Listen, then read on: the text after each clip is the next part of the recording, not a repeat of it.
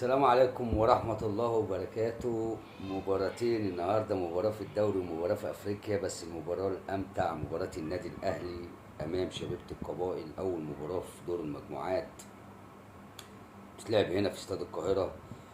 النادي الأهلي نزل بصراحة عايز يجيب جون، من أول ما نزل باين إنه عايز يجيب جون، وضيع أكتر من واحدة قبل ما يحرز تريزيجيه رأسية ولا أروع بعد عرضية زيزو. 1-0 في الدقيقة 36. ثم لحقوا بهدف تاني محمد شريف بعد عرضية بن شرقي في الدقيقة 39، وطلع الشوط الأولاني. بعدها يمكن تريزيجيه حط واحدة في العارضة وكان الأهلي هيجيب تالت ورابع، ولكن طلع الشوط الأولاني 2-0. الأهلي مرتاح. نزلوا الشوط الثاني، شبيبة القبائل عايز يعوض من خطأ عرضية، خطأ خبطت في ياسر إبراهيم، وخطأ من الشناوي. اعتمدوا على بعض.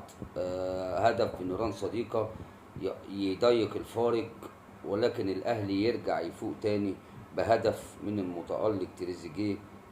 هدف ثالث ثم رابع لإمام. عودة حميدة يا إمام.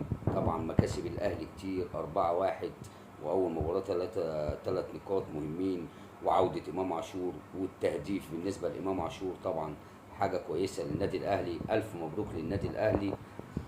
وكان في مباراة في الدوري، أنا مش عارف المباراة اتلعبت ليه ولا هي مؤجلة ولا إيه. مباراة في الدوري اتلعبت، فاركو وسيراميكا. سيراميكا مسك فاركو 2 في الخفيف.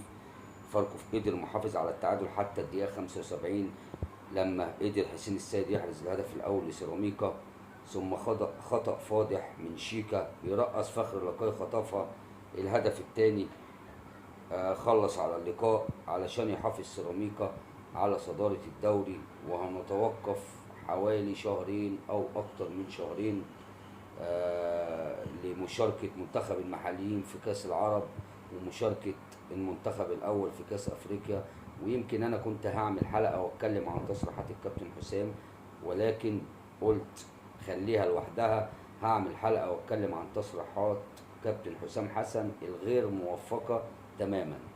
وبكره ان شاء الله نادي الزمالك يلعب في افريقيا باذن الله، ربنا يوفقه هو كمان، ويوفق بيراميدز ويوفق المصري باذن الله. في الكونفدراليه في ابطال الدوري. التوفيق للفرق المصريه باذن الله، ربنا يوفقهم جميعا. السلام عليكم ورحمه الله.